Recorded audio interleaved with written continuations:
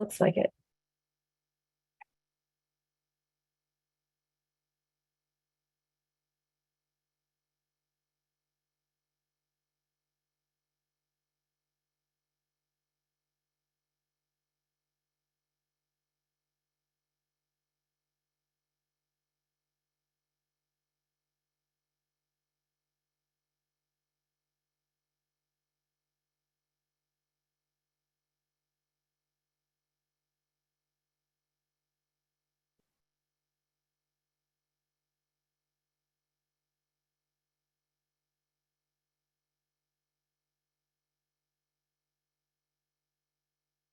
This time.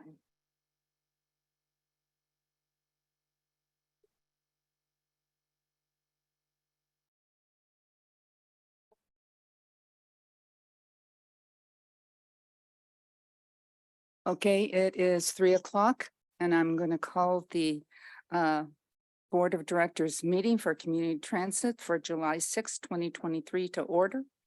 The Board of Directors meeting is conducted in a hybrid format, both in person and remote, and is recorded and live stream. Rachel, could you please call the roll?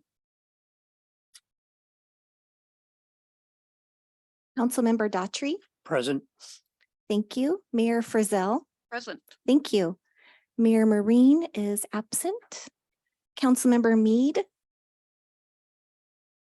Councilmember Merrill. Here, thank you. Thank you. Mayor Nearing. Here. Thank you. Labor Representative Norton. Here. Thank you. Councilmember Peterson. Here. Thank you so much. Mayor Roberts. Here. Thank you. And Councilmember Schweddy. Present. Thank you. Chair, we do have a quorum. I'll go ahead and take roll for our alternates in attendance. I see Mayor Matsumoto Wright. Here. Thank you. And do we have any other alternates in attendance? Councilmember Gallagher in the audience here. Thank you so much. That concludes roll. Okay, thank you. First order of business is our CEO, Rick, is going to handle the welcome and remarks. Thank you, Chair Schweddy. We are delighted and fortunate to have a very special guest with us today to engage in a little dialogue about transit in Snohomish County, and it's Congressman Rick Larsen, the ranking member of the House Transportation and Infrastructure Committee in the U.S. House of Representatives, and a longtime partner and supporter of community transit. The Congressman really needs no introduction. I do have a few fun facts, however. As you all know, he once served on this board, so you can call him colleague. He served at a time when we dedicated and opened the then new Merrill Creek Administration Building and attended his board meetings there. And at that time, community transit was pioneering the deployment of low floor buses for the very first time. Our operating budget in the last one that he voted to approve, I think he voted to approve it, was $43 million compared to our operating budget this year, which is $200 million. So things have changed, but we're excited to welcome him to our new Cascade admin building and our new boardroom and express appreciation for his strong support of our BRT program. He championed the funding for the Green Line, for the Orange Line. And also for his leadership at the national level, skillfully navigating the bipartisan landscape to deliver good federal policy for transit agencies throughout the country. So Congressman Larsen, I turn the floor over to you for some remarks, and then I assume the board will want to engage in some dialogue. Great, thanks. Thanks for the introduction, Rick. I appreciate it. And Chair, thanks for the opportunity to greet you all and provide a few comments and having me at your monthly board meeting. What Rick didn't note as well, I was on the council when Initiative 690 or the board when 695 passed. So we went through a serious, sobering exercise of shrinking community transit service. But I know over time that trend has changed, and you're in a time of expansion, which is very exciting to see, and a good time to do it, and I'll explain why. As well, I want to congratulate you on the work you're doing to conduct a zero emission study as well. In fact, testing an electric bus, I got a chance to ride over on it, and so I had a pleasure of taking a ride on your first electric bus. I've had a chance to visit with other transit agencies as well throughout the area who are doing just the same. It's a critical milestone in the work in order to create a cleaner and greener transportation system, especially as you look to expand service, increase frequency, and add more options for riders. I've seen firsthand the benefit of low and no emission throughout Northwest Washington State. Transit agencies like Everett and Whatcom Transit Authority or Transportation Authority are expanding their fleets, electric bus fleets, to keep people moving while reducing carbon emissions and lowering maintenance costs. So there's a lot of people going ahead of you, which you can learn lessons from. And there are a lot of lessons that people have learned about implementing low and no emission transit. But to build on this progress in the Pacific Northwest, the bipartisan infrastructure law substantially expanded the U.S. Department of Transportation's low and no emission bus grant initiative to $5.6 billion over the life of that bill, which is another 3.5 to 4 years or so. Beyond just the dollar amount, this initiative represents policy changes that are aimed at helping transit agencies go from the experimental purchase of zero emission buses to larger purchases and integrating those into their fleets as well. So you're really at it in a very exciting time, and I know you have some decisions to make over the next couple of months on these issues, and I look forward to hearing what your results are. But for instance, transit agencies are applying for these grants must now as well submit fleet transition plans. So we're trying to encourage transition, requiring agencies to work with local utilities to consider changes needed on the maintenance and operation of facilities, and to retrain the existing workforce to drive and repair these new vehicles. And that's why it was great to be at your maintenance space. I was at the groundbreaking and now seeing the work, and I understand it's getting done about a year ahead of time and somewhat under budget because of some very innovative ideas and how to continue to do maintenance in the facility as well as do construction in the facility. So I want to give thanks to the workers here at CT for their patience and ingenuity to help all make that happen as well. The BIL, the bipartisan infrastructure law, continues requires that 5% of zero emission bus grants be used for workforce training to ensure that your existing workforce can operate and maintain these vehicles. So it's all real exciting to be part of this transition. I do, though, understand it can be expensive. It's more expensive than running what we're currently running, but these investments and the perseverance of transit agencies like CT will lead the way to a greener and healthier future for all of our communities. We're seeing the results of these efforts. Just last month, the BIL awarded $1.7 billion to transit agencies across the country to invest in low and no emission buses, facilities, and workforce development. Yesterday, not to be competitive, but yesterday I sat down with Les Reardons, who's the general manager of Whatcom Transit, to hear how their recent $9.6 million grant is going to help them purchase 11 diesel electric hybrid buses to continue their transition. I met with the new Skagit Transit CEO, Crystal Stidham, to tour their new maintenance and admin facility, which is awarded a $5 million grant. And even Island Transit is getting in on the business. They got a $7.5 million grant as a rural transit agencies to develop their South Whidbey Transit Center, which frankly is going to service a lot of workers here in Snohomish County who live over on the island and come east. And although not directly bus related, certainly transit related, this morning I joined Secretary of Transportation Pete Buttigieg, as well as the governor and Senator Murray and many others at Mukilteo to discuss electrification of the state's ferry fleet with them and then took a Edmonds to Kingston ride, Secretary Buttigieg's first Washington State ferry ride, and they even let him drive it for a little while. It was all done under appropriate supervision.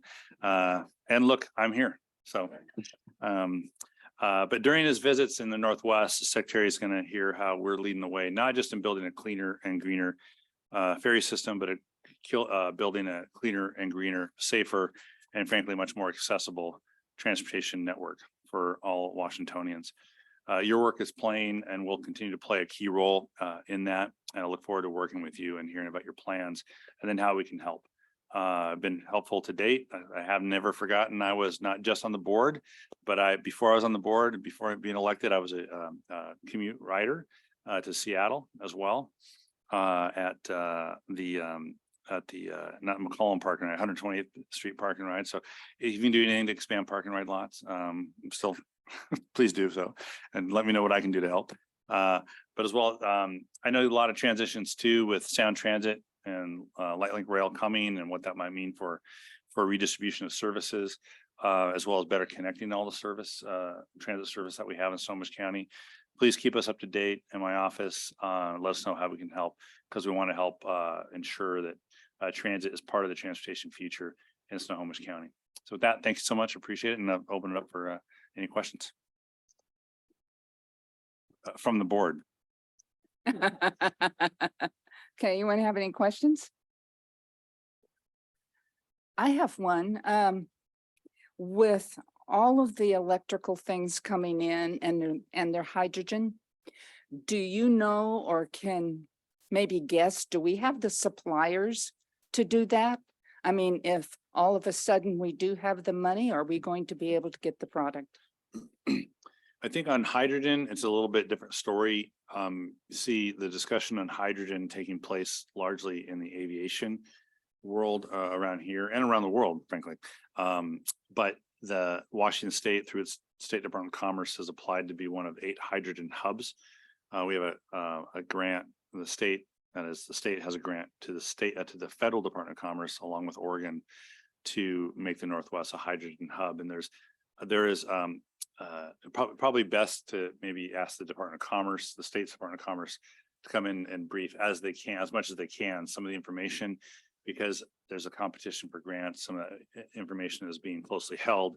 But there is quite a bit of work going on in hydrogen development as a fuel source for a lot of reasons by a lot of folks. And so I think being part of that, the challenge on hydrogen may not be so much in the production, although it may be a challenge until the technology catches up, but people are investing in that technology. It's the infrastructure to deliver hydrogen as a fuel, which is different than delivering it through a liquid fuel pipeline, as a for instance, or even a natural gas pipeline. I won't get into the technical matters because I'm not an engineer, but I know enough to hire someone else to think about these things. And then on electric, I think the bigger challenge we're going to have there is called resource adequacy. That is, not to be facetious, but I grew up in an electric, PUD household, so I understand electricity doesn't come from a light switch.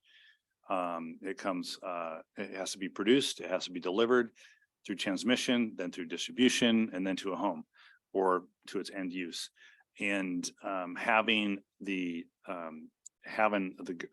grid that is big enough and enough sources to deliver through that grid to the increasing demands for the use of electricity on a variety of platforms, whether that's a bus or a car or a home, is a different kind of challenge. It's not your challenge at community transit, but it is one that I know Secretary Buttigieg is aware of. Secretary Granholm, who's the Department of Energy Secretary, is well aware of, and there is money in the Inflation Reduction Act to help address those issues as well. But certainly challenges that exist, but I think that overall the people who are in charge of understanding the need to have a better infrastructure to deliver, as well as power to deliver through the infrastructure, they know what's going on, and we're continuing to press those issues in Congress. Does it seem to you, no, go ahead.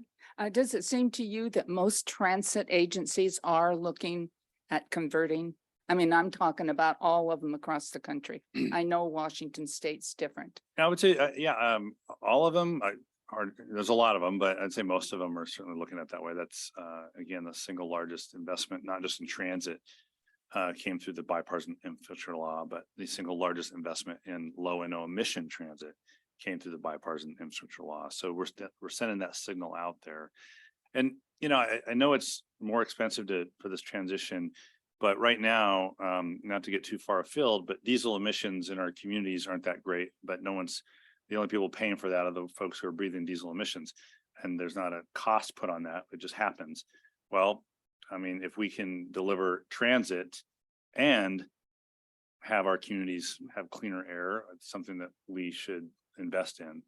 And then we don't have to worry about diesel. Just for the, as an example, this is an extreme example, but for the state ferry system, I might get the number only slightly wrong, but within the State Department of Transportation, the state ferry system produces like some 75% of its diesel emissions. So in the state transportation fleet, which includes all of its ferries, all of its trucks, everything they drive, you pull out those diesel emissions just out of the state ferry system, you cut their diesel emissions by 97%. So it's out there. No one feels it, but those emissions are out there. And so you can do it because of climate, do it because of clean air, do it because you don't want diesel emissions on your streets, do it for whatever reason you want to do it. My view is just do it. And we're trying to help fund transit agencies to do it. So Christine. on that same topic, as you talk about just do it, what do you say to the people that talk about the batteries? And as you rode this bus, I'm sure you saw the very large batteries. Yep. What's the overall plan for dealing with those as we protect our? There's actually, yeah. So in the Inflation Reduction Act, there's not only incentives for EV charging and electric vehicles and battery production. There's also embedded in programs with the Department of Energy funded by the Inflation Reduction Act on battery recycling and battery usage. In addition, the administration is pursuing there's some issues with it with Congress because we like to be consulted for everything, consulted on everything, and when we're not, even when it's a really good thing, we get kind of antsy. But as an example, the administration signed a deal with Japan that will treat Japan's critical minerals development like it's in the United States. So we have these made in America provisions for batteries as well. But if we just did it made in America, it'd be a while before we were able to develop these batteries in the United States. But there are countries that are allies like Japan. And Canada doesn't have this deal yet, but Canada would like to have that trade deal. Sweden would like to have that trade deal as well.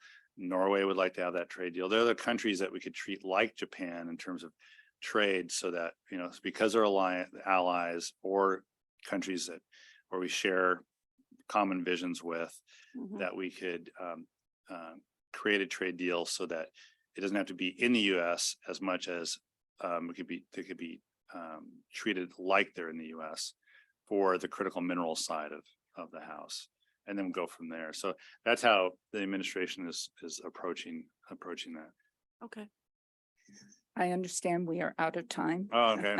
I can talk about trade all you want. I want to thank you, Congressman Larson, for coming. It's nice to see you again. It's great to be home. Thanks a lot. Appreciate Yes. it. Thanks And for he your is service. from Arlington, by the way.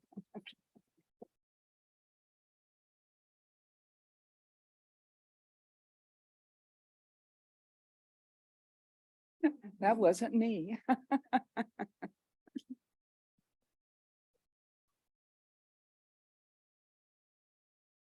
Yeah, I did that before I came in.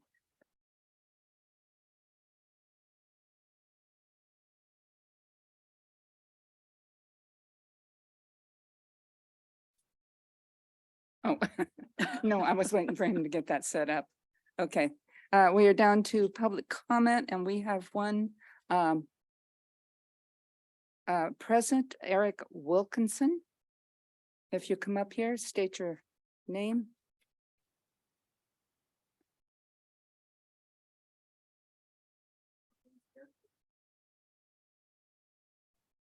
Make sure you're on. There we go. There we go. My name's Eric Wilkinson. Do I need to give my address too? Is that, no? Okay, you got that. All right. Thank you. All right. Thank you for the opportunity to address the esteemed board of directors today here at Community Transit. As stated, my name is Eric Wilkinson, and I'm delighted to share my vision for innovative transit in Snohomish County with you. Before I delve into the details, allow me to provide a brief background on myself and why this topic is important to me. Previously, I worked at Community Transit for 17 years as a driver and took courses in transportation planning while building a passion for creating equitable communities. Moreover, I have developed a deep understanding of the many innovative mobility options available today. Community Transit faces significant challenges in meeting its vision of travel made easy for all. Long wait times, missed connections, and limited schedule adjustments throughout the year have resulted in a low customer satisfaction on many social sites. The current service metrics you will hear today, focusing on the number of boardings and on-time performance, do not accurately capture the passenger experience. It is crucial to address this limitation and improve the overall travel experience, therefore aligning with the company's vision. To tackle these issues, I propose a solution based on my extensive knowledge of the innovative transit field known as Mobility as a Service, also known as MaaS. Simply put, Mobility as a Service seeks to create a unified mobility platform across public and private companies. Public transportation would serve as the backbone of MaaS to supply travel between our local cities through service such as light rail, BRT, and fixed transit. With MaaS, other mobility options can be leveraged to solve service issues on a community-based level. According to a research study by the Bureau of Transportation Statistics, 52% of all trips across all modes of transportation were under 3 miles. 28% were under 1 mile. These are short, quick trips. While CT has started introducing microtransit service trials, these trials will be years in the making while they expand into other areas in the county. Meanwhile, other cities and communities are embracing innovative services on their own without the help of public transit. A sample of services that can fall within a MaaS ecosystem includes microtransit, e-scooters and e-bikes, car sharing, ride hailing, and lots more. Embracing mobility as a service in Snohomish County would keep community transit as the transportation service backbone, all the while encouraging our communities to adopt innovative transit options faster than the agency can provide. Mobility as a service would foster a more inclusive, efficient, and sustainable transportation network that empowers our residents, connects our communities, and propels our community into a brighter future. Together, let's seize this opportunity and build a legacy of excellence in transportation for generations to come and fully embrace travel made easy for all. Thank you for your time and attention, and I welcome anyone to continue this conversation with me at any point. Thank you.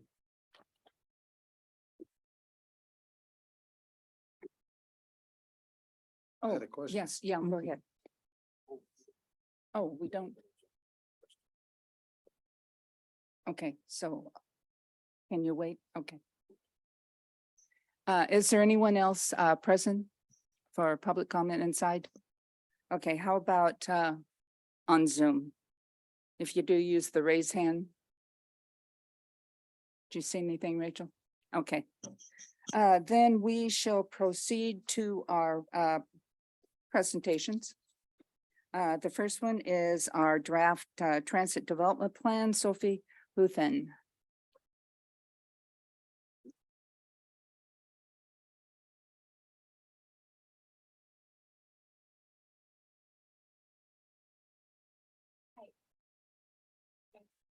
Hi, I'm Sophie Luthen. I manage strategic planning here at CT, and I am here to give you an overview of the draft transit development plan.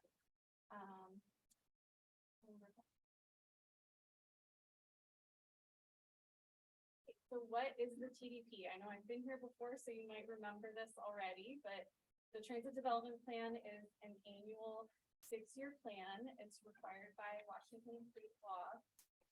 Annual adoption of this plan is one of the significant milestones for our agency. Oh, sorry, I'm not turned on. Okay, so like I said, the TDP is a 6-year plan required by Washington state. Adopting this plan annually is a significant milestone for our kind of work processes. Annually, it provides an overview of our agency, a summary of our recent accomplishments, our future plans for the next 6 years, and it implements our long-range planning efforts and informs the annual budget process. And I like to bring this slide up every time I present to this body. So our long range plan is a sort of visionary guiding plan that looks 20 or more years into the future. Like I said, the TDP then is viewed as implementing our long range plan for the next 6 years. How will we move towards that long range plan vision? And then the TDP feeds into the budget process. And here's our project schedule for this year. So we've been working on this draft plan since about May with staff and our executive leadership team. I presented this plan to the SAC committee in June, and we're here in July at the board meeting. This meeting will kick off a public comment period through July, which will conclude in August with a public hearing at the August Board of Directors meeting. We'll then bring a revised plan back to the SACD and then to the board in September for consideration. Oh, okay. We're switching mics. Great. Let's see if I can hold this and talk at the same time. So this year we made an effort to streamline the plan a bit. You'll see a different chapter order than what you've seen in previous plans. So my hope is that that makes the TDP a little easier to kind of read and follow the logic of the plan. So just a quick summary of what you'll find in terms of chapter order in the plan. So first, an introduction, our mission, our vision, our strategic priorities, an overview of our agency, description of our services, then a 2022 performance section. So how did we do in 2022? What was our ridership, capital accomplishments, other programs? Then our 2023 to 2028 plans covering service, capital, other, and then a financial plan that covers that 6-year 2023 to 2028 horizon.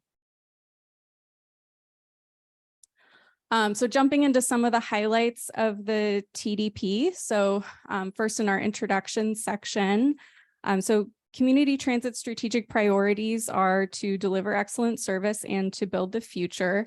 And we'll do this by attracting and retaining customers, prioritizing sustainability, and strengthening the employee experience. And this sort of circle strategic priority framework that you see serves as a guide for our agency-wide goal setting.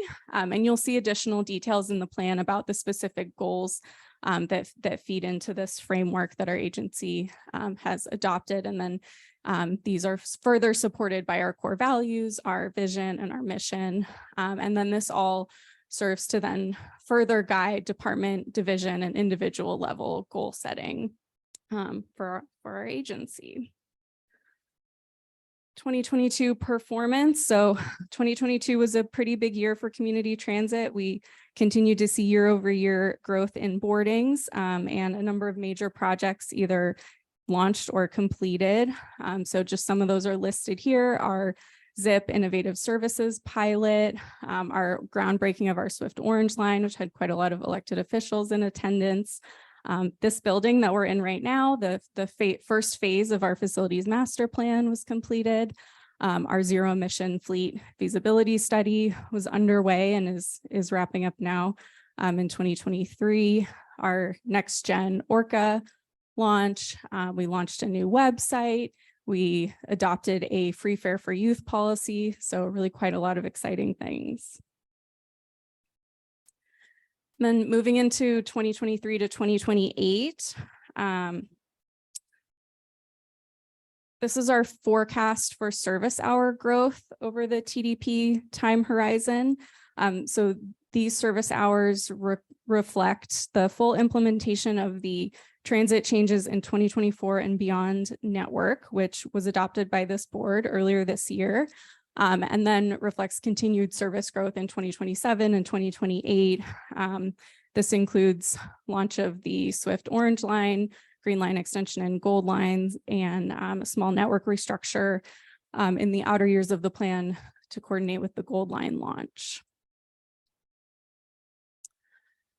And then we've got a ridership forecast for the 2023 to 2028 period. So we would expect to see our ridership surpass pre-pandemic levels in about 2025 or so and continue to grow from there.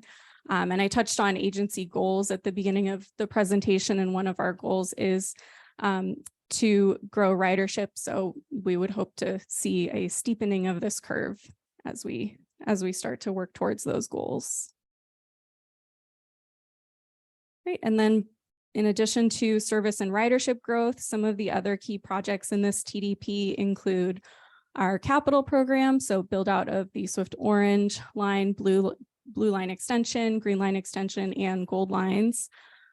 Build out of the facilities master plan. Like I said, this building was phase 1, and then we've got essentially all of our kind of operations facilities are being touched by that plan. We're in a process of optimizing our fleet towards that transit in 2024 and beyond network, and then we'll see kind of growth of our fleet in 2027 and onwards. And then our zero emissions fleet transition, of course, and just a note on zero emission, as I think you all know, our ZE strategy is continuing to be refined over this summer. So this TDP is not necessarily a decision-making tool for our zero emissions plan, but we will try to get the latest known assumptions into the final draft plan that comes to you in September. And just as a reminder, our agency's zero emission program direction will be formalized in the long range plan, as well as the annual budget and the facilities master plan. And then future TDPs will be an opportunity to check in on kind of how things are going for zero emission. And then a couple more items here, innovative services. So we've got additional pilot areas in, if I can recall, Darrington, Arlington, and Lake Stevens. So those are underway, and it'll be very exciting to see how those service models kind of shake out. Security, we know there's a need for kind of security on our services. So we're taking on this transit security officer program and expect to have 18 transit security officers hired by the end of this year. And then recruitment, we're looking like we're on track for our 2024 service needs in terms of operator hiring, and this will continue to be a focus for our agency to make sure we can deliver the service that we're promising. Great, and then that last chapter 5 is the financial plan. So we do forecast continued growth in our sales tax revenues. Just to note that growth seems to be slowing compared to previous years. But that said, our modeling shows that the agency remains financially sustainable, even with that slowing down of sales tax growth. And some of the key projects driving our expenses in this time horizon are sustained service increases through 2028, the transition towards a zero emission fleet, the facilities master plan, and those Swift BRT projects.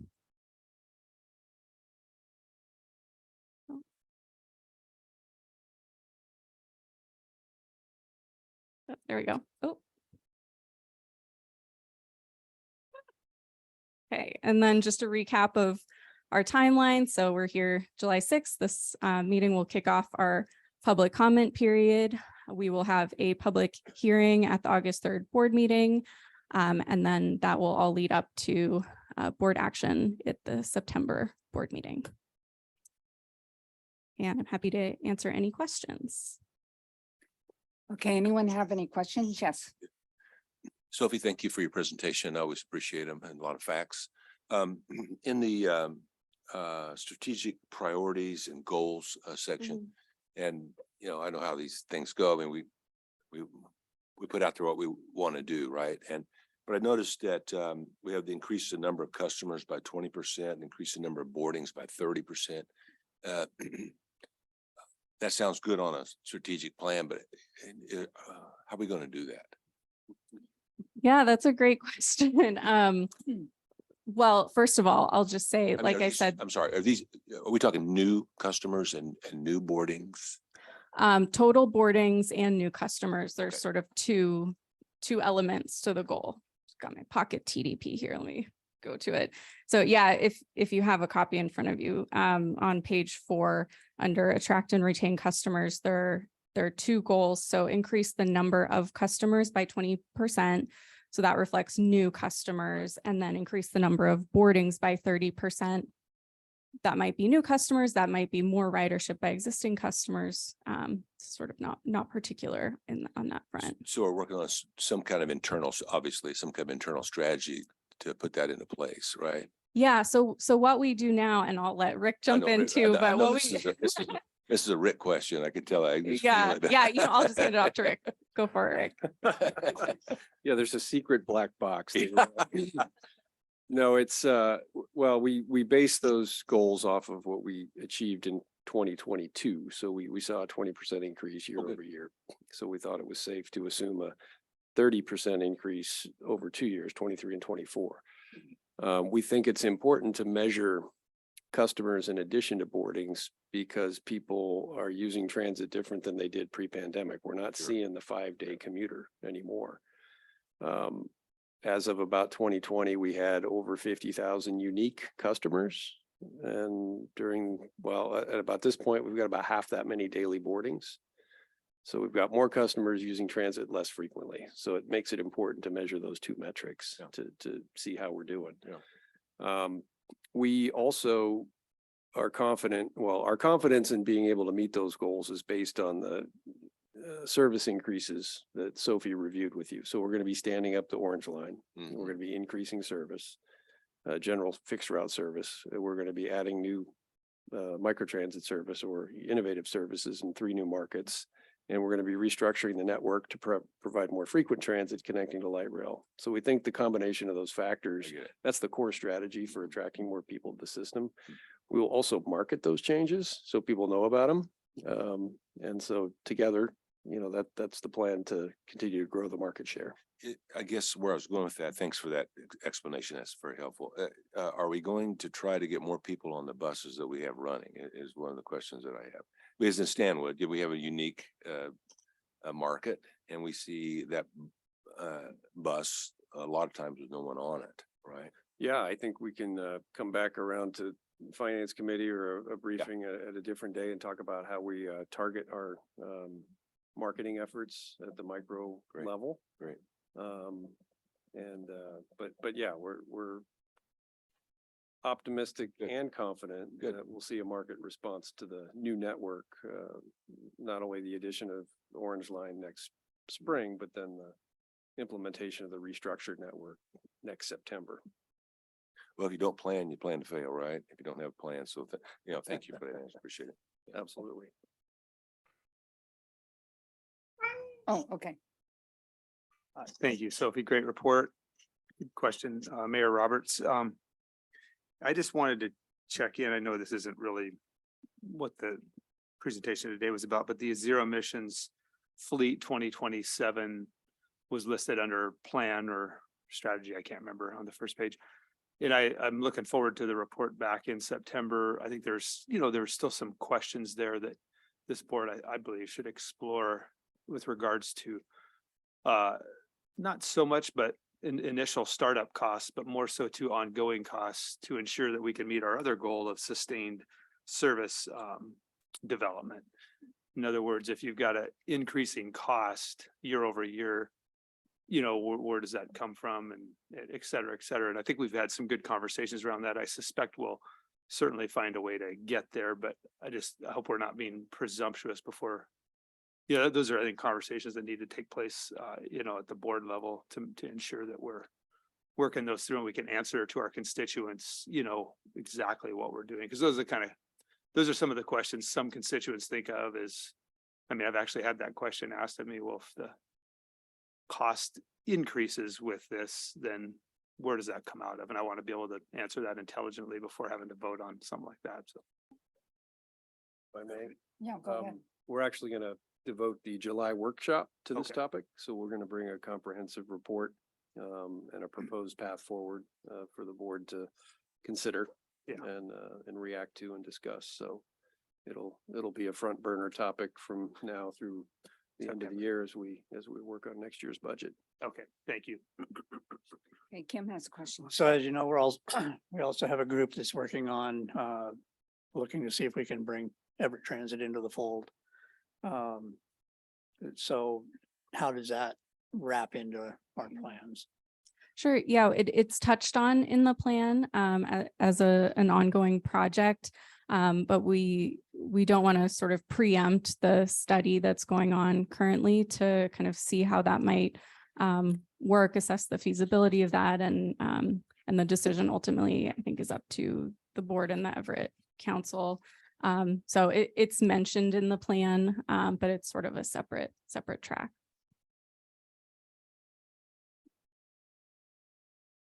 Okay, any other questions?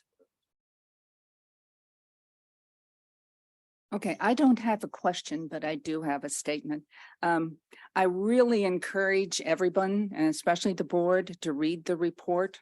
As I was reading it, the first thing that about halfway through, I realized that it was put together by every single department in community transit.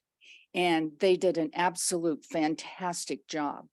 And we get the presentations, and we've been getting them the last couple of years, but seeing it in writing really made things more visual to me. And I really appreciated it, but I tell you, I know how much work you guys did to put together that 72 pages, but it was extremely well done. And please make sure the staff know, because a lot of times that's kind of overlooked. And this report was really, really outstanding. And so thank you very much for your work. Thanks. Yeah, it definitely was a team effort. Okay.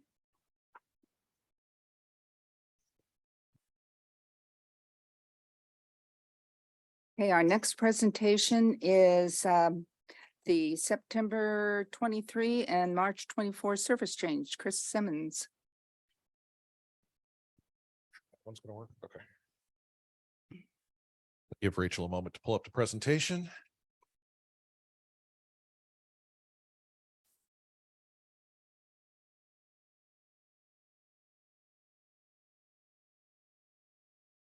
There we go. And of course I hit the button when Rachel hits the button. So we just wanted to give you a preview of what is upcoming for our next service change this coming September, as well as then our first look at what we're looking for in terms of the restructuring of the network during 2024. So this is mostly designed to give you a sense of the level of work coming up in 24, and also give you a sense of exactly what we have immediately upcoming.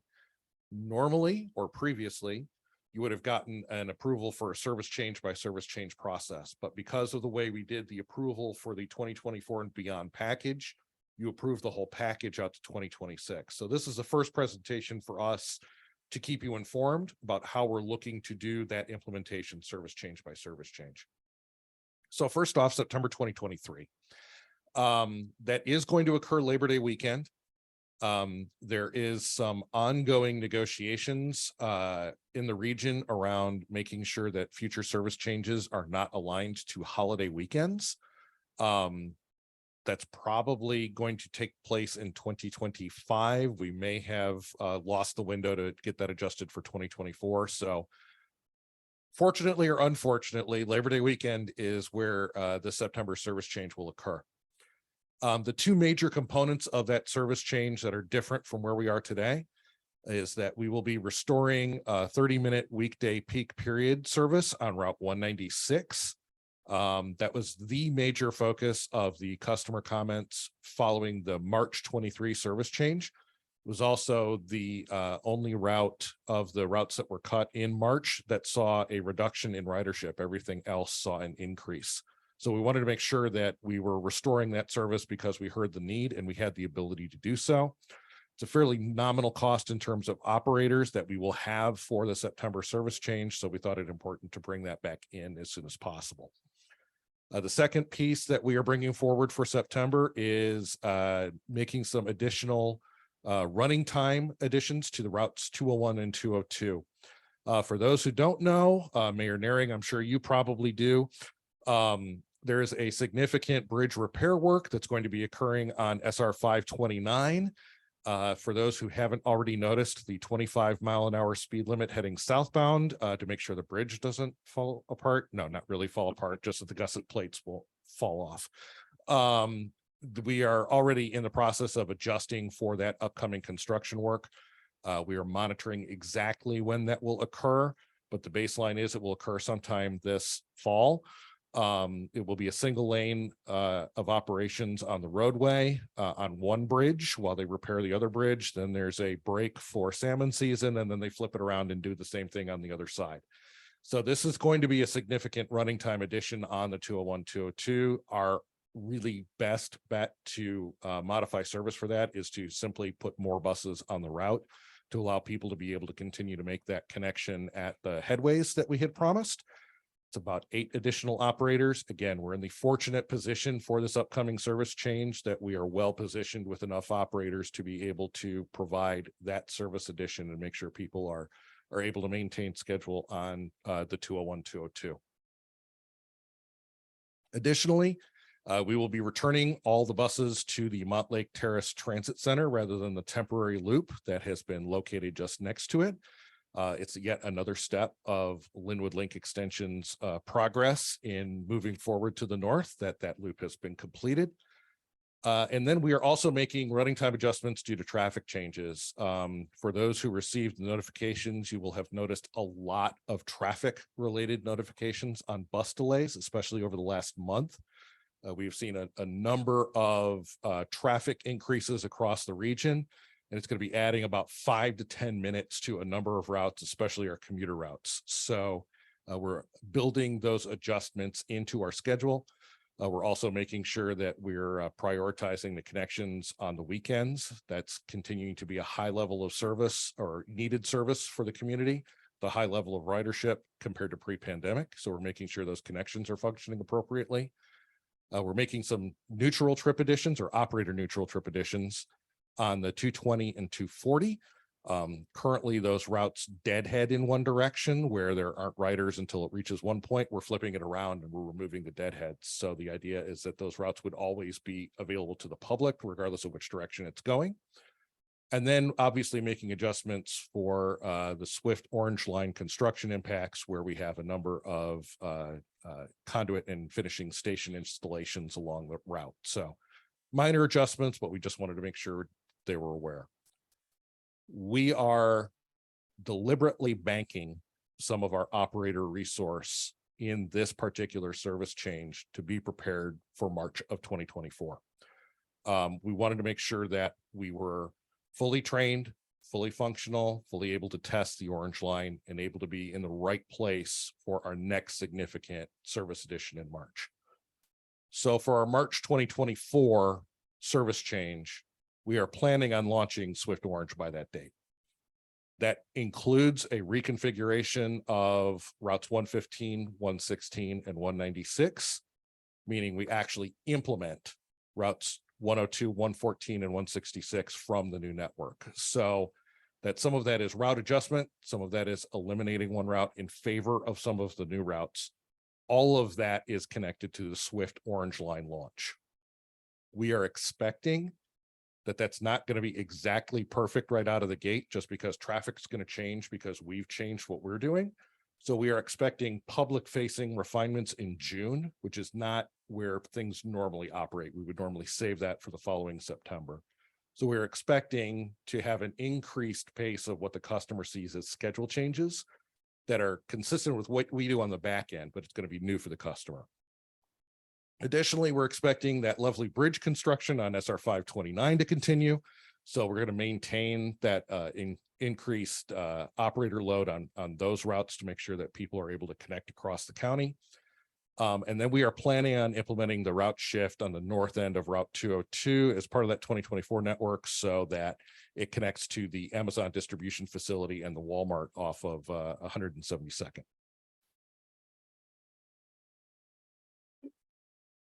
Looking a little further forward to September of 2024, our current assumption is that the Linwood Link extension will open in Q3 of 2024.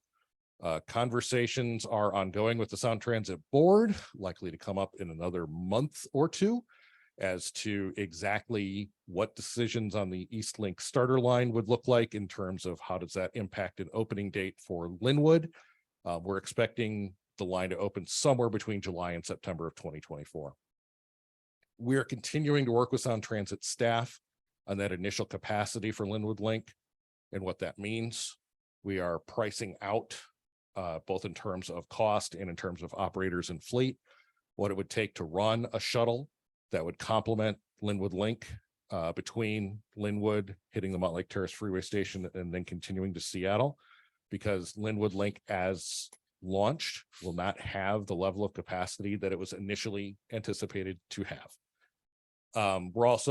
We have had some exploration on supplemental rail service from Northgate to Seattle, which is likely to be the most congested component of the line. There are some technical operating difficulties in making that happen, but we're continuing to explore all options with Sound Transit staff. Our ideal is that we're able to get those higher levels of capacity that people want to be able to make that trip from Linwood to Seattle with hopefully a minimum of mess, congestion, effort, things that discourage people from taking transit occurring in the process. We're also looking at implementing the vast majority of our route restructuring in September 24 based on our available operator and mechanic resource level. At this point, our forecast says we're going to be able to implement almost all the pieces that are contained within the plan, not at the frequency that we have put in for the full plan, but at least from the change in the route structure where those routes are operating, excuse me, should be able to be put in place. That includes the elimination of the 400 and 800 commuter routes to Seattle and implementing the Route 900 express routes that we called for as a major change in our system. Given the magnitude of that change, we are expecting again to have public facing schedule adjustments in September or December of 2024, adjusting to how people adjusted to what we respond to. So it's going to be a constant game of we adjust, traffic adjusts, ridership adjusts, we adjust back to that. We're still keeping that plan in place, so it's likely to be more route timing and to borrow the scheduling technical terms, blocking in terms of how those routes are set up. But we're still going to be working towards that ultimate goal of the frequency and the overall plan moving forward. Like I said, brief overview. Available to questions, but this is kind of what my group, as well as most of the rest of the organization, is having some touch points on in order to begin the implementation of 2024 and beyond. So available for questions. Anyone have any questions? Yes.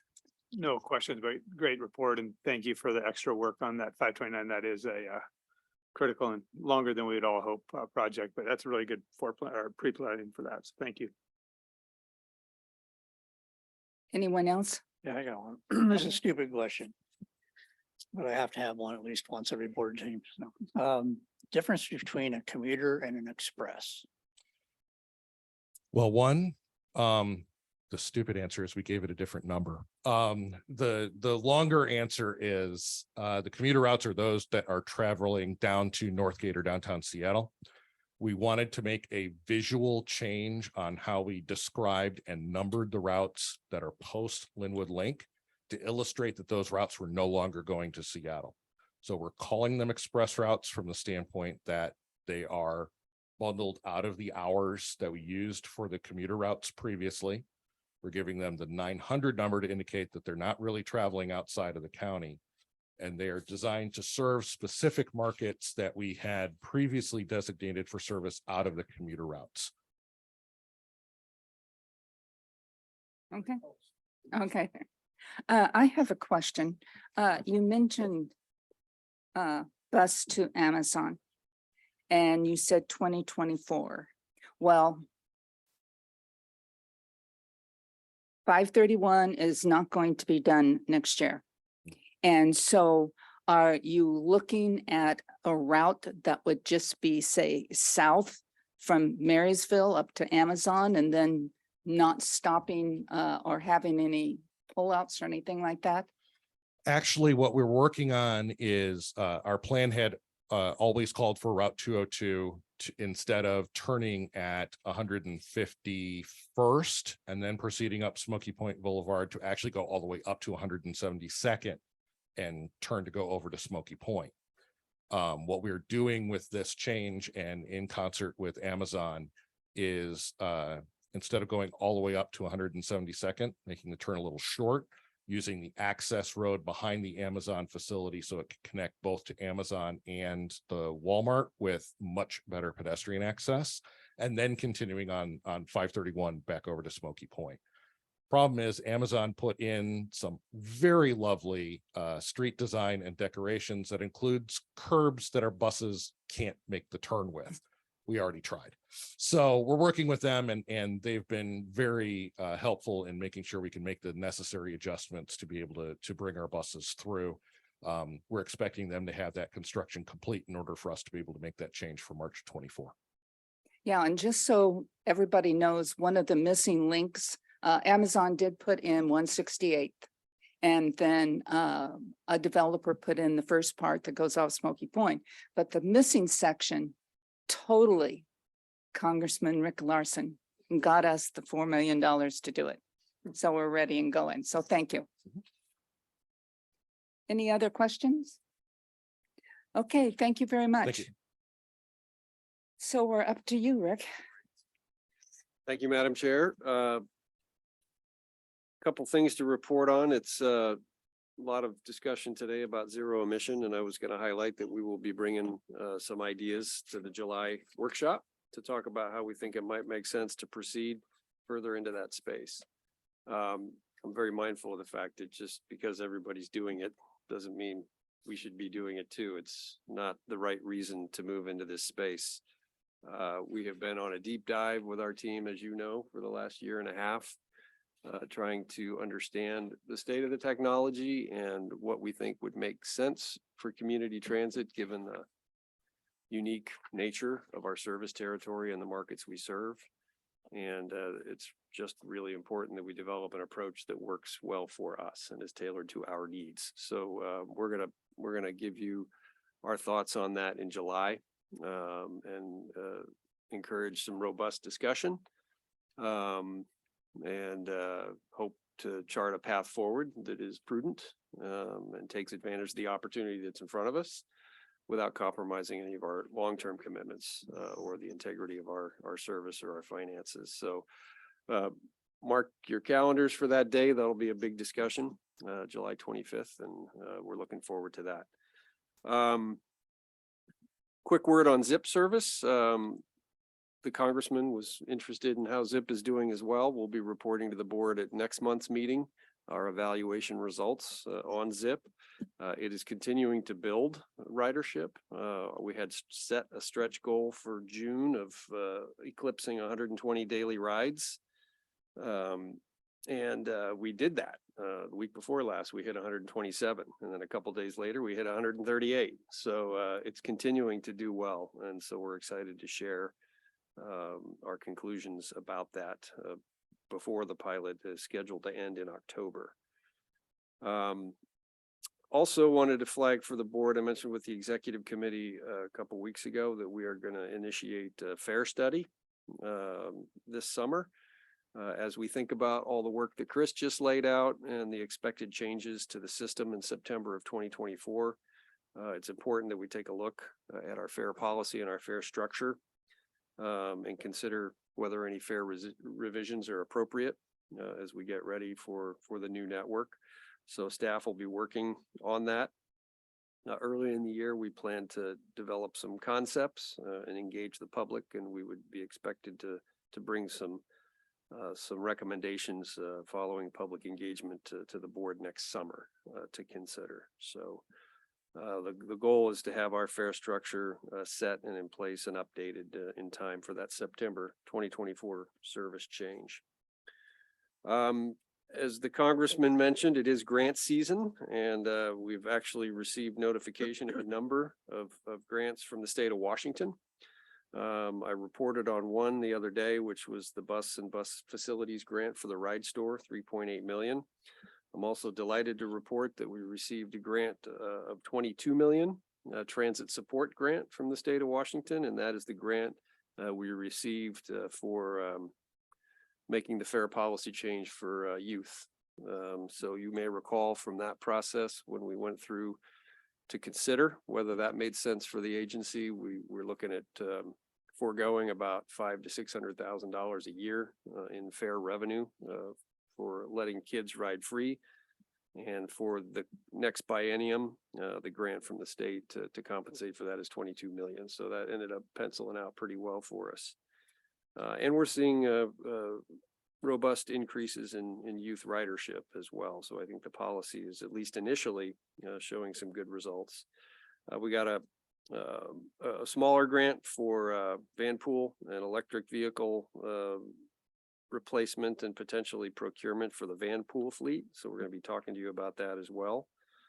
And then some special needs transportation grants, 4.3 million, and a CTR grant of 375,000. So the state is continuing to invest robustly in our system, and we're grateful for that. Our 2021 comprehensive annual financial report received GFOA Excellence Award in financial reporting. So that was, I believe, our 27th consecutive year receiving that award. So again, hats off to Unju and Lori and their teams for continuing to maintain a high standard of performance and excellence in financial reporting. A little more serious note, wanted to turn to safety and security for a moment. I reported a couple weeks ago, we had an incident on board. Just this last weekend, we had a couple of coach operator assaults. Both coach operators doing fine, but we're seeing some uptick in activity out there that's a little bit troubling. So we're keeping a close eye on that. We have deployed our transit security officers. We have 9 on board, and we're going to hire 2 more soon, which means we'll have 11 this month, on our way to filling 18 positions by the end of the year. I want to compliment Roland and Jim and their team for looking after our coach operators and responding quickly. In both the incidents we saw over the weekend involved physical confrontation that resulted in individuals being arrested and charged with class 3 assault, or 3rd degree assault, which is a class C felony, I believe. So anyway, we're responding well to those incidents. Our goal is to prevent those incidents. So we'll keep you posted as things go forward. Back on an up note, was happy to host a skit last week here, and the skit board had its annual board meeting in this space. And so it was great. It was the first in-person skit meeting since the pandemic. So we had everybody here in the boardroom and provided some coffee, and Andy Thompson brought donuts, and it was a good discussion about the Snohomish County transportation priorities. And we had a good discussion about trying to keep that meeting happening in person, at least maybe on a quarterly basis. So trying to balance the convenience and the greater participation of having a virtual format versus the quality of the interaction and the discourse in an in-person format. So Skit is leaning into that space. Councilmember Daughtry mentioned Everett Community Transit, the Joint Policy Committee met last week and had another briefing and discussion, and that work continues. So we're now working on trying to find a date for a subsequent meeting, perhaps in August, to talk about, again, whether to engage the public in a discussion about some of the ideas that the JPC has been considering. 2 final notes on staffing. Happy to acknowledge Chaz Stearns, our new Chief Information Officer, who's here today. Happy to welcome him to the executive leadership team. He's got just a great background and a blend of public and private sector experience in the IT space, and he's going to be a great addition to the team. And then Chris mentioned staffing as part of the service change conversation, and I want to report we're at 349 coach operators with 54 more in the training pipeline. So recruiting continues to perform well, and we're on a good path to be fully staffed for the March service change, and on a good path as well for next September. So great job to Cesar and the recruiting team, marketing support, and the training team for helping bring folks through the process and get them ready for the road. And that concludes my report. So questions? Oh, okay. Then I get to make another statement. I just want to thank Rick for the presentation he did give to Skit. It was extremely thorough and things they needed to know and wouldn't find if they were reading it somewhere. Rick and I are both on the board. He's representing Transit and I'm representing Arlington. But he did a great job. And apparently we're going to be meeting here at least quarterly. So if no other questions, we go on to our committee reports. And I am first. Let me find my thing. The executive committee met on Thursday, June 15. Councilmember Merrill, Mayor Marine, Mayor Roberts, and I attended. The CEO report was provided and included an overview of the agency's strategic themes and priorities. The next executive committee meeting is scheduled for July 27 at 10 a.m. And I've made all my statements. So we'll go to board communicate. Oh, wait a minute. We've got finance. Yeah. Sorry, I've No, got that's two okay. different pages That's here, okay. guys. Move for, So you know, finance and move for performance. adjournment. You know, no, just kidding.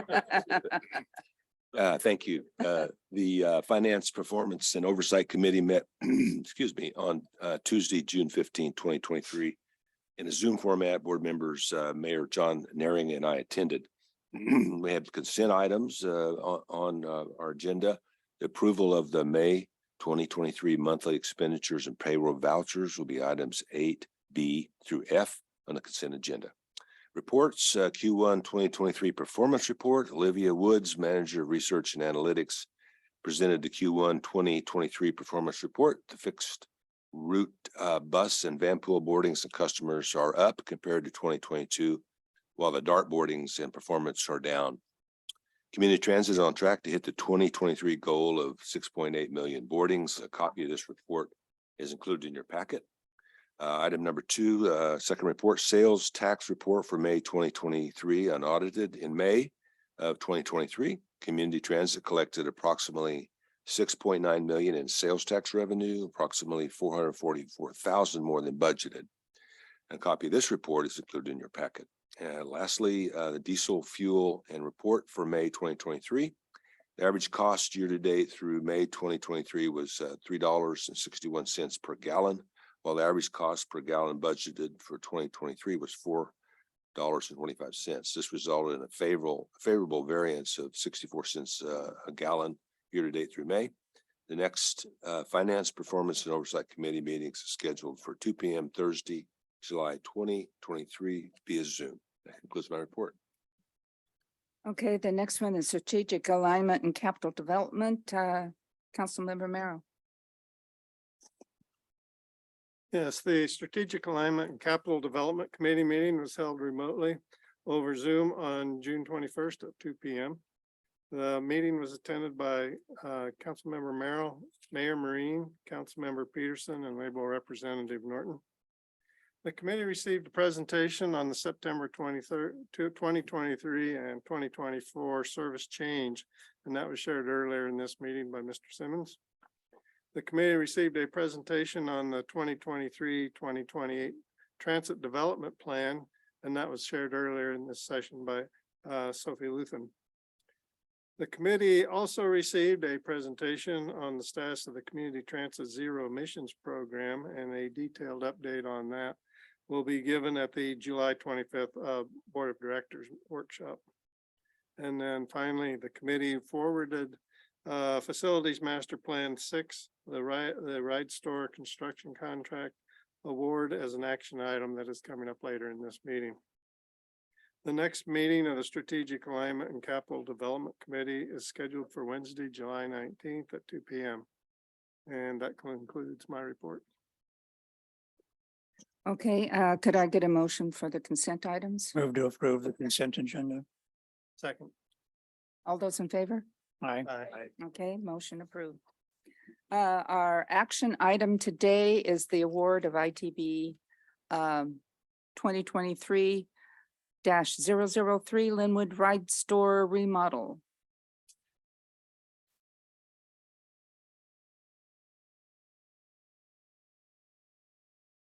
Good afternoon, board members. My name is Greg Stamatio, and I work with the talented capital development team here at Community Transit, tasked with designing and building construction projects.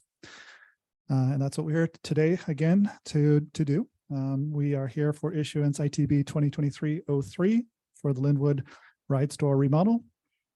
I'm not going to hit up a lot of discussion on the facilities master plan program, other than the design parameters of the program that I've been discussing with you for years.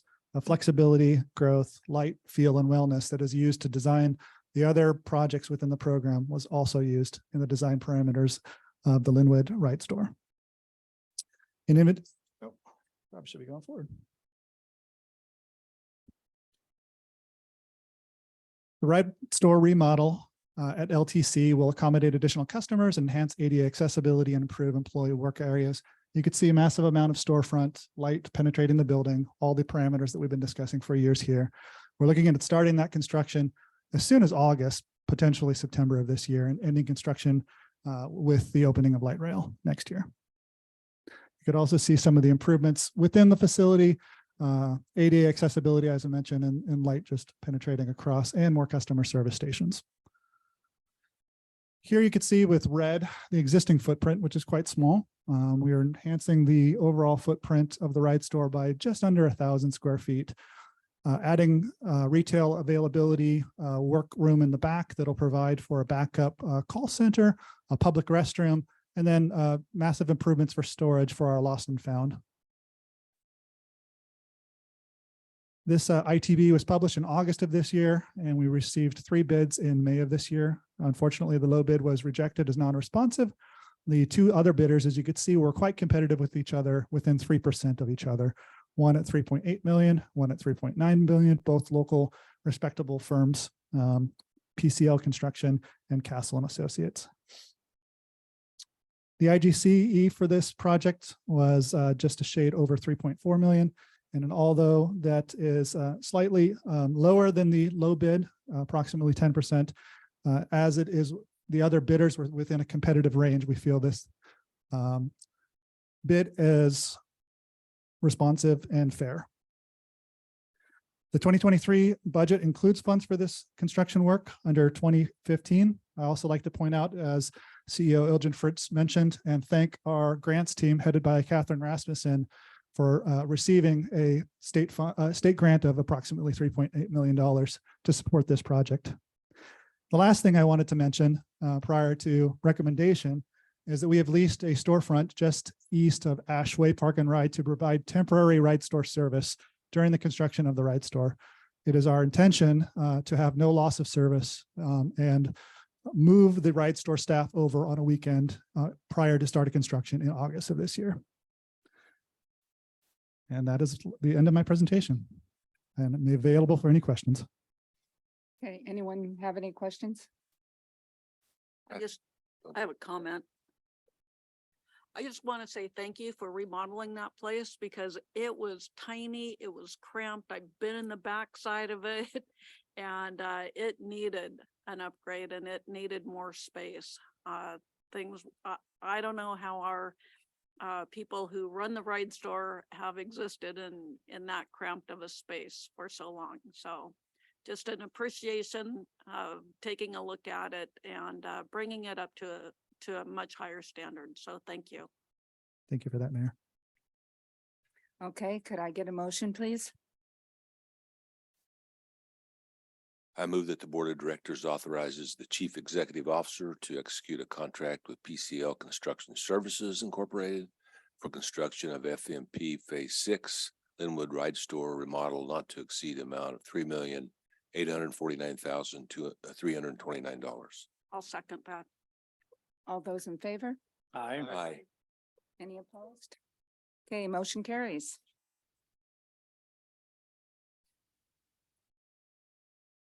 Okay, next item is chair's report, am I right?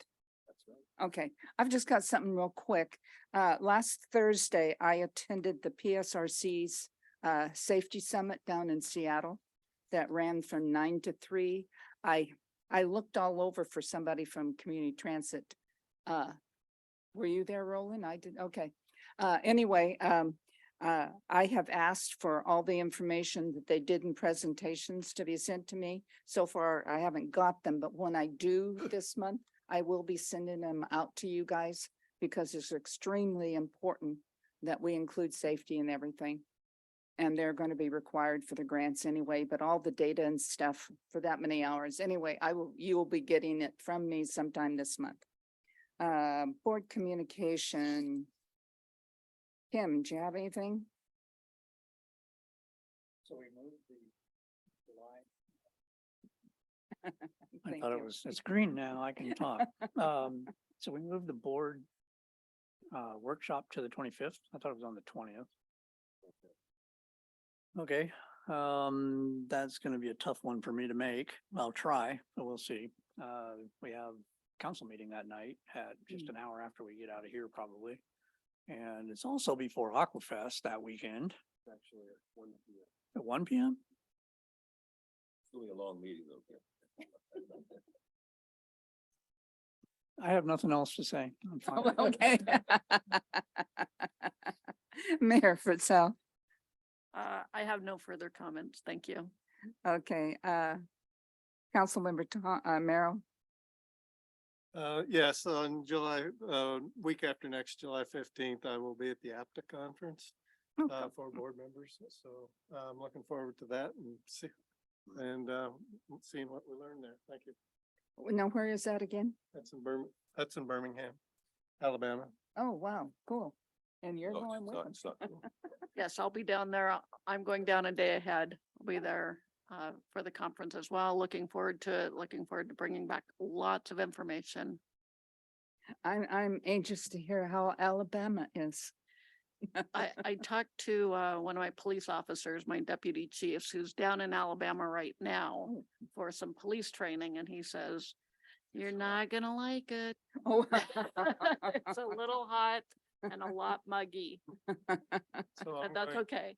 So I'm going to update that. I talked to one of the, to our chief of police who had been to Alabama for training. He said, there's a lot of fun things to do down there. You going to have any time? So we'll compare Depends on who you reports. talk to. I don't think there'll be much time to get out and do any of the things he mentioned, but Okay, Mayor Neri. No, I think just nice to have Congressman Larson here, and he's always been a good friend of community transit. Okay, cool. Labor Representative Norton. Yeah, thank you. I was just wondering, an update on the vehicle maintenance department. I understood that we were short of mechanics. And also, what I see from our neighbor down in Seattle, the Metro, a significant amount of coaches that can't get out on the road because of lack of getting any parts for their needed wrenches out the door. I'm not immediately familiar with our neighbor's situation. I can report that we've hired 15 journey mechanics this year and a similar number of vehicle service workers. We're at 44 journey mechanics right now, which is a hair below full staffing, but we're on the path back to full staffing in the maintenance department. Well, that's good. And there's no problem with obtaining any parts for the coaches that we may need. Doing good. Tell Metro what they're doing wrong, would you? Our parts department is pretty creative in scouring the country for inventory. So Good to hear. they got us Thank through you. the pandemic in really good shape. Thank you. Okay, Councilmember Peterson. Nothing to share. Thanks. Okay, thank you. Mayor Roberts. Yeah, a couple things. I had a chance to meet with PUD CEO John Harlow today and Brenda White. That was a very interesting thing. They also have trouble getting parts for like transformers and the like. So it's a part problem around the country. but they're ready for us. If we go, that was one of my questions. Are you going to be able to supply us? And he said he's been working diligently with you and others to make sure that happens. I also just wanted to say if board members can, I would suggest that you attend the workshop in person if you can. I attended the last one by Zoom and it was difficult because you can't really read people's faces. You weren't sure who was talking. So if you can come in person, that would be great. And that's all my comments. Thank you. Okay, thank you. Do I go through the documents? Okay. Megan Dunn, she wasn't here. Okay, Mike Gallagher. Okay, Susan Payne. I did see her. Nothing for me. I will be reporting on the results of our discussions today with the Seashore Transportation Forum tomorrow morning with those participants there. It's a lively forum. One of the more interesting, for me, we'll have, Washington Department of Transportation, providing more information about their version of complete streets transportation.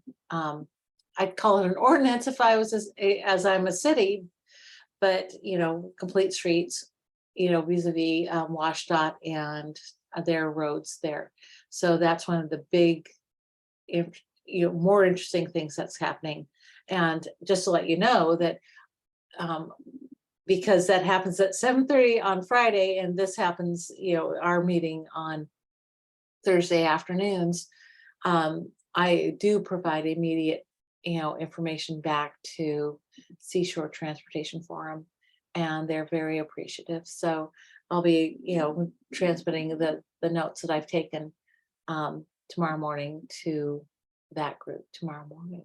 So hope everybody's had a great, very warm week, and that's all I have. Okay, thank you. Mayor Thompson? Was she on? Okay. And Mayor Wright? She must have to leave. Okay, real good. That is the last of that. We have no executive session and no other business. So Kim. Oh, I thought you were going to adjourn. Move to adjourn. Thank you. Come on, let's vote on it so we can get out of here. I'll second. Aye. Thanks.